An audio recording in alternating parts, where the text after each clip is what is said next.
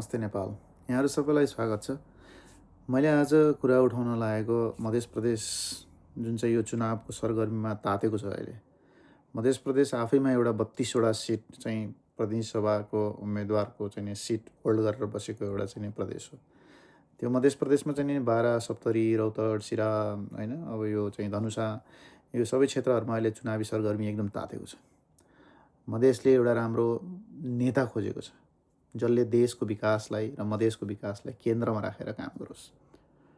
आजभन्दा अगाडि मधेसको मुद्दालाई उठाएर जुन आन्दोलन भए त्यसले मधेसको मुद्दाभन्दा बढी त्यहाँबाट जितेर गएका नेताहरूले कांग्रेस, एमाले र यस्तै तपाईहरुको मधेस आन्दोलनबाट जन्मिएको शक्ति जुन चाहिँ नि साइकल, छाता, यो तपाईको लोकतान्त्रिक समाजवादी, जनता समाजवादी पार्टी, आम जनता पार्टी, यो सबैजनाहरू चाहिँ के भयो भनेदेखि चाहिँ जितेर गइसकेपछि चुनावबाट जितेर गइसकेपछि उहाँहरू चाहिँ नि केन्द्रमा गइसकेपछि पावर सेयरिङको गेममा लाग्नुभयो।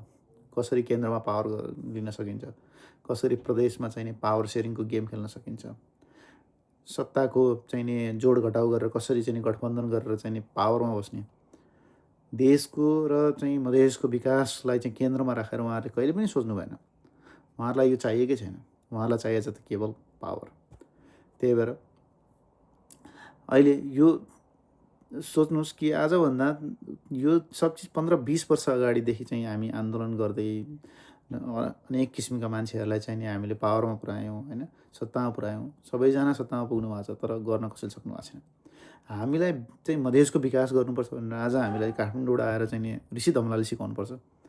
ऋषि धमला आइदिनुपर्छ नेपालमा चाहिँ नि मधेसमा चाहिँ नि अस्पताल खोल्न, मेडिकल कलेज खोल्न अनि चाहिँ कृषिका चाहिँ विकासहरू गर्नको लागि। त्यो गर्नको लागि अब हामीलाई ऋषि धमला चाहियो कि मधेस त्यति कमजोर छ कि एउटा चाहिँ नि पत्रकारले आएर सिकाउनु पर्छ के गर्ने भनेर। त्यही भएर मधेसले यो पालि तपाईहरुले खोजेको नारा, तपाईहरुले गुन्जाएको नारा हो बालन सरकार।